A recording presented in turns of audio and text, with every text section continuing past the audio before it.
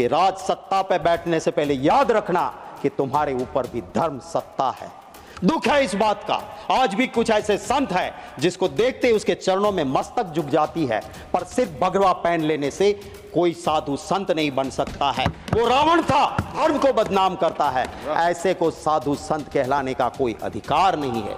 Sir, दर्द होता है महोदय, दर्द होता है कि जब धर्म की बात को एक पॉलिटिकल इवेंट बनाया जाता। शास्त्र कहते हैं कोई गलत आदमी जाके स्नान करता है तो मां का प्रकोप भी उठता है और निर्दोष लोगों को जान भी जाती है। मैं सरकार से महोदय आपके जरिए विनती करता हूं, बता दीजिए नाम उनके, कौन कौन वहां पे गए थे, किसकी मृत्यु हुई है। साधु संत मेरे लिए मेरे दिलो दिमाग में रहते हैं, मैं नमन करता हूं, पर सिर्फ वो कपड़े पहन के किसी वीआईपी को नहलाते हैं क्या? ये अच्छा लगता है? साधु संत का काम है क्या?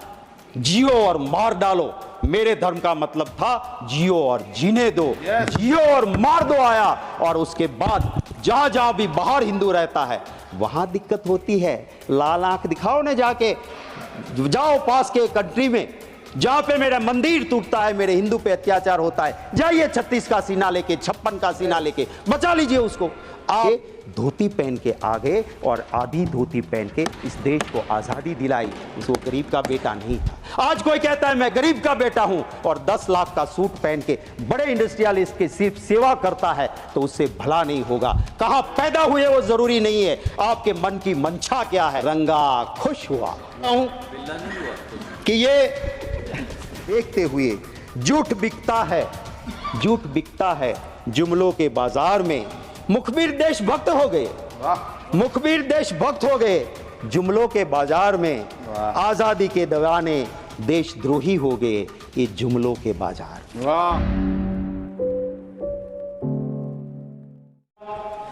ये राष्ट्रपति जी के अभिभाषण उस सरकार की दिशा और दृष्टि दिखाता है।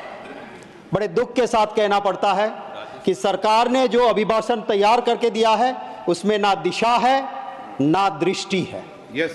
अभिभाषण के धन्यवाद प्रस्ताव को लेके हमारी बहन किरण बेन आई है, जो मेरे साथ उन्होंने काम किया है। मैं बड़ी इज्जत करता हूं उनकी। कांग्रेस पार्टी में पली बड़ी, जो संस्कार मिले उसको वहां वजह होगी, पर यह सरकार भी ऐसा करती है कि ऐसे ऐसे लोग, अच्छे अच्छे लोग आए तो सही उनके पास, उनको काम क्या देते हैं? जाओ गाली दो कांग्रेस पार्टी को, जिसने तुमको बड़ा किया उसको गाली दो, उसके खिलाफ बोलो। अरे उसको मंत्री बनाओ, आप वो काबिल है, मंत्री बनाइए उसको। मैं कहता हूं महिला सम्मान करना है तो पहले किरण बेन को कैबिनेट मंत्री बना के देखिए आप, सिर्फ हमें गाली देने के लिए मत रखो। और जब ये लोग हमें गाली देते हैं फिर कोई ना कोई चला जाता है उसके पास और आपकी कोई उनसे लड़ाई है क्या? नहीं, बिल्कुल प्यार है, कोई लड़ाई। मैं बड़ा सम्मान करता हूँ। सिफारिश कर दी तो मैं सिफारिश कर रहा हूँ तो सर कोई ना कोई चला जाता है उसके पास। और फिर वो हिंदी फिल्म का एक डायलॉग है ना, रंगा खुश हुआ, हमें गाली देने पे उसको सुनाया जाता है। सर मैं महोदय ये जरूर कहता हूं कि ये अभिभाषण के पेज 17 पे जो बात लिखी गई है, पेज 17 अभिभाषण का, जहां लिखा गया है कि हमारे सैन्य पे हमें फक्र है। मैं कहता हूं इस हाउस ने, इस देश में बैठे हर नागरिक को हमारी सेना पे फक्र है। अगर हम चैन की नींद सो सकते हैं तो हमारे वो जाबाज जवान दिन रात सरहद पे है, तब हम चैन की नींद सोते हैं। बड़ा दुख होता है सर, मेरे पास इसी हाउस में जो कमेटी का रिपोर्ट सबमिट हुआ था 19 फरवरी 2022 का, वो रिपोर्ट है और इस रिपोर्ट में लिखा गया है कि मेरे सैन्य के उस जांबाज जवानों को लाइफ सेविंग सामान या जरूरी सामान उस स्टोर में वो पड़ा मिला जिसकी एक्सपायरी डेट हो गई थी। और एक्सपायरी डेट हुआ सामान अगर मेरे उस जांबाज जवानों को देती है सरकार, और ये रिपोर्ट कमेटी की है जहां बीजेपी कांग्रेस के सभी साथी बैठ के इसका विश्लेषण करते हैं, यूनानिमस रिपोर्ट आती है, और जब वो उस रिपोर्ट में लिखा है तो उसका संज्ञान लेके सरकार को, सिर्फ लफ्जों की सजावट तो बहुत आसान है, दिल से भावना होनी चाहिए उनके लिए काम करने के लिए। मैं बड़े भारी मन के साथ कहता हूं, मेरे गुजरात के बस अभी कुछ ही महीने में 2 जाबाज जवान शहीद हुए। अग्निवीर था हमारा ये जामकंडोना के हंसवड़ गांव का महिपाल सिंह, विश्वराज सिंह महिपाल सिंह। सर उसकी फौज में जिस तरह से काम वो कर रहा था, पता नहीं क्या हुआ, पास में गन की बैरल फटी, ये शहीद हो गया।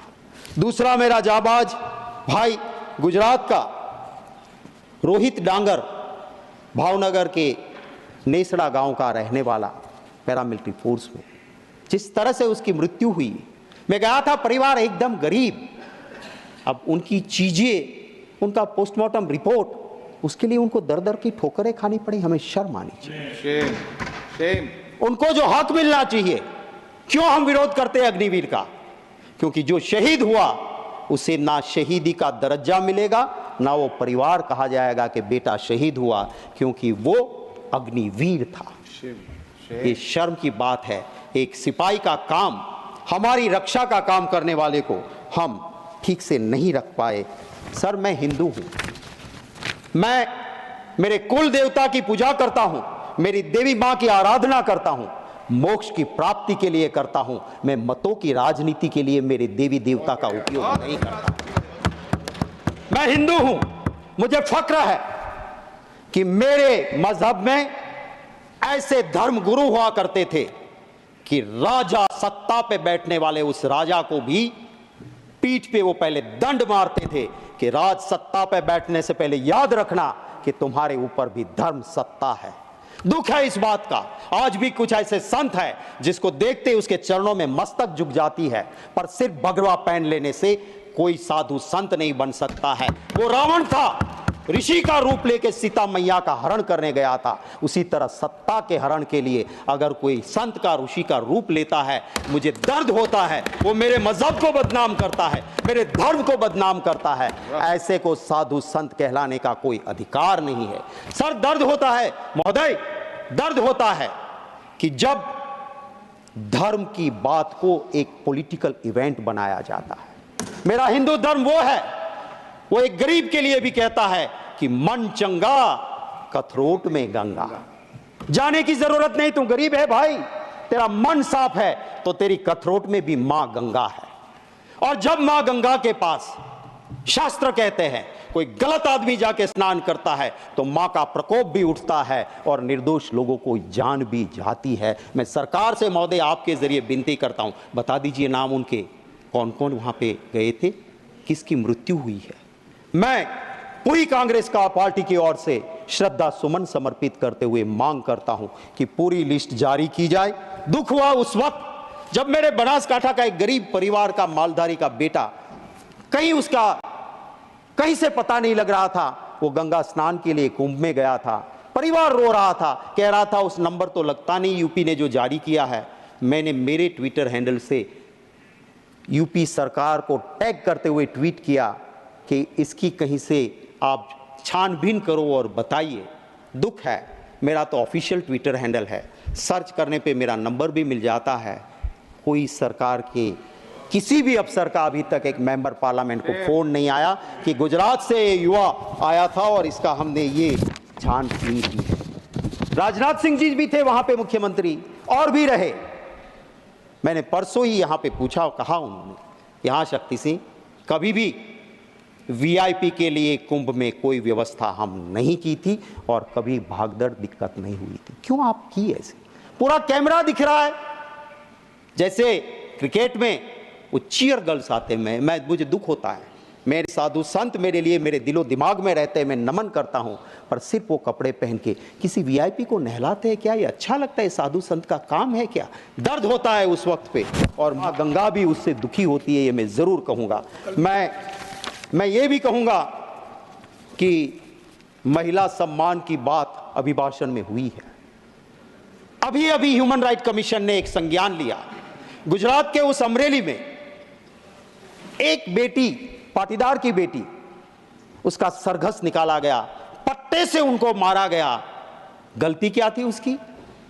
एक जगह पे छोटे से पगार में वो टाइप का काम करती थी। भाजपा के दो बड़े नेता की लड़ाई में एक खत टाइप किया, वो खत क्यों टाइप किया करके उसका गुनाह हो गया और उसको वहां से मारा गया। और उसी भाजपा का एक गुट का एक नेता जो एमपी भी रह चुके हैं, वो कल कहता है कि मैं नार्को एनालिसिस टेस्ट के लिए तैयार हूं, अगर दूसरे भाजपा वाले ग्रुप के सामने है वो भी नार्को एनालिसिस टेस्ट करवा ले। तो ये दो, वो कहते हैं ना, हमारे वहां गुजराती में कहावत है सर कि पाडानी लड़ाई में झाड़नो खो। इस मीन्स बड़े दो बुल जब लड़ते हैं आपस में तो निर्दोष पेड़ मारे जाते हैं। भाजपा के इन गुटों की लड़ाई में उस बेटी को प्रॉब्लम हुई। मुझे अभिभाषण में मेरी उम्मीद थी कि मेरा डायमंड पॉलिशिंग बिजनेस जो रोजी देता है, रोजगार देता है सूरत में, वो मैंने पहले आगाह किया था लैब ग्रोन डायमंड को लेके।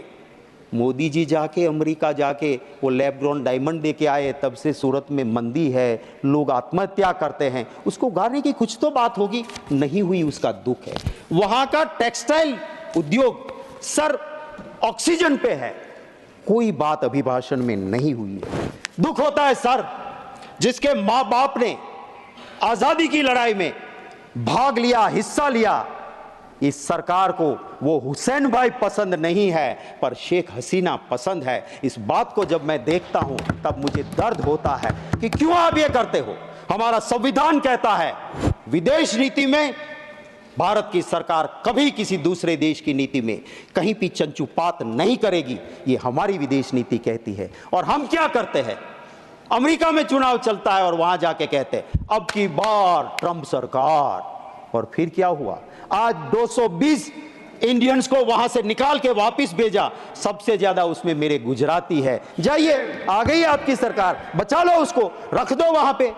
अरे मेरा हिंदू धर्म तो वो है सर कि चींटी काटती है ना हमें, उसे खाना जाके परोसो, वो मेरा हिंदू धर्म है, उसे मुझे फक्र है। मेरा हिंदू धर्म वो है, वो कहता है वसुधैव कुटुंबकम। मेरा हिंदू धर्म वो है, वो कहता है आत्मा अमर है। आज आत्मा अगर मरेगी तो किसी और के घर में पैदा होगी। और इसी वजह से पूरी दुनिया में जहां हिंदू गया, जैसे दूध में चीनी मिलती है, मिल गया। कभी दुनिया में हिंदू को कभी दिक्कत नहीं आई थी, पर जब से राजनीति के लिए हिंदू मजहब के सही अर्थ को छोड़ के नया अर्थ निकाला, जियो और मार डालो, मेरे धर्म का मतलब था जियो और जीने दो, जियो और मार दो आया। और उसके बाद जहां जहां भी बाहर हिंदू रहता है वहां दिक्कत होती है। लाल आंख दिखाओ ना, जाके जाओ पास के कंट्री में जहां पे मेरा मंदिर टूटता है, मेरे हिंदू पे अत्याचार होता है, जाइए 36 का सीना लेके, 56 का सीना लेके बचा लीजिए उसको। आपकी राजनीति की वजह से वहां हिंदू दिक्कत में है, इसको समझना चाहिए। मैं आखिर मेरी मिनट बची है, उसमें एक बात जरूर कहूंगा सर, दिल से भावना होनी चाहिए। गांधी जी गरीब के बेटे नहीं थे, उसके पिता के पास हवेली थी, सबसे बड़े अफसर थे वो नवाब के जूनागढ़ के। गांधी जी खुद बैरिस्टर थे, सूट बूट पहनते थे और जिंदगी भर मौज कर सकते थे। उसने कभी नहीं कहा मैं गरीब का बेटा हूं, पर जब देखा कि मेरे देश की आजादी की जरूरत है तो सूट बूट छोड़ के धोती पहन के आ गए और आधी धोती पहन के इस देश को आजादी दिलाई। वो गरीब का बेटा नहीं था। आज कोई कहता है मैं गरीब का बेटा हूं और 10 लाख का सूट पहन के बड़े इंडस्ट्रियलिस्ट की सिर्फ सेवा करता है, तो उससे भला नहीं होगा। कहां पैदा हुए वो जरूरी नहीं है, आपके मन की मंशा क्या है, देशवासी को उससे फर्क पड़ता है। और उसी की मैं उम्मीद जरूर करता हूं। कैसी कैसी बातें होती है सर, मैं आधे मिनट में पूरा कर दूंगा। मैं पूरा बोलिए सर, कैसी बात होती है जब जम्मू कश्मीर में जाते हैं, देश के गृह मंत्री कहते हैं सरकार बना दो हमारी, ईद और मुहर्रम पे मुफ्त में गैस सिलेंडर देंगे। अरे भैया, गुजरात में तो कब से बनाए हुए हैं, दे दो रामनवमी पे, दे दो जन्माष्टमी पे मुफ्त का सिलेंडर, वहां क्यों नहीं देते हो भाई? क्या हमें जरूरत नहीं है? दूसरा कहता है तो कि रेवड़ी बांट रहे हो। तो वोट के लिए आपको कुछ भी करेंगे।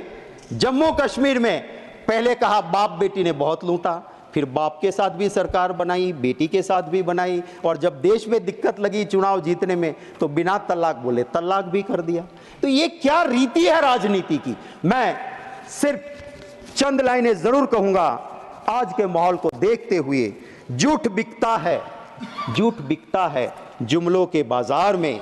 मुखबिर देशभक्त हो गए, मुखबिर देशभक्त हो गए जुमलों के बाजार में, आजादी के दीवाने देशद्रोही हो गए ये जुमलों के बाजार। सर आज इस तरह से देश का माहौल चल रहा है। उस वक्त मैं सिर्फ इस अभिभाषण पे जरूर ये कहूंगा कि हमें चिंता करनी होगी उस युवा के रोजगार के लिए। उसको रोजगार नहीं मिलेगा, देश में लॉ एंड ऑर्डर नहीं बचेगा। हमें चिंता करनी होगी महंगाई की, उस गरीब के पेट में अगर अन्न नहीं जाएगा, इस देश के लिए बड़े बड़े लोगों की बात हम उद्योगपति के विरोधी नहीं है। पर अगर मेरा ही सवाल था 24 दिसंबर को, और जब अहमदाबाद एयरपोर्ट सरकार के पास था सर, कोई भी इंटरनेशनल या डोमेस्टिक पे जाता था, सालों से 85 रुपया पैसेंजर यूजर्स चार्ज लगता था, सिर्फ 85 रुपीज। 2 साल में आखिर अदानी के पास आने के बाद इंटरनेशनल में 855 रुपये हो गए, 85 to 855, और डोमेस्टिक में 85 रुपये से लेके 580 रुपीज। आप अगर अहमदाबाद से एयरपोर्ट में बैठोगे, डोमेस्टिक में जा रहे हो, क्या स्वर्ग खड़ा कर दिया कि जो 85 रुपया था उसका 580, और इंटरनेशनल में 85 रुपया था उसका 850 रुपये कर दिए आपने। ये जब प्रजा को लूटते हैं आपके दोस्त, तो हम बोलते हैं, हमारे नेता बोलते हैं। यहां से कोई कह रहा था जब बोलते बोलते कि आपके नेता को बता देना लोकसभा में। हम, अरे भैया, हमारे वहां तो छोटा कार्यकर्ता भी हाथ पकड़ के राहुल गांधी को कह सकते हैं, आप में से कोई भी बता दे, सच बोले और बता दे आपके नेता को, हरेन पंड्या का जो हाल हुआ था वो हाल आपका नहीं होगा, तो मैं राजनीति छोड़ दूंगा। सच सुनने की तैयारी वहां नहीं है। यहां तो इंटरनल डेमोक्रेसी है साहब, खुल के बोलते हैं, अपनी बात हम रख सकते हैं। इसी तरह से हम यहाँ के राष्ट्रपति जी के अभिभाषण के मुद्दों पे मैं सिर्फ यही कहूँगा कि जनता की बात करें, उसको परिपूर्ण करें। संक्षेप कर जी, मैं कंक्लूड कर दूं सर। स्मार्ट सिटी की बहुत बातें हुई थी, आज के अभिभाषण में वो गुम है। गरीबों के आवाज़ के आंकड़े और सच्चाई काफ़ी दूर है। मैं दिल से धन्यवाद करता हूँ आपका महोदय, और मेरी बात को यहीं पे ख़त्म करता हूँ। Thank you very much. खबरों में बने रहने के लिए फोरम 4 को सब्सक्राइब करें और नोटिफिकेशन पाने के लिए बेल आइकन दबाएं।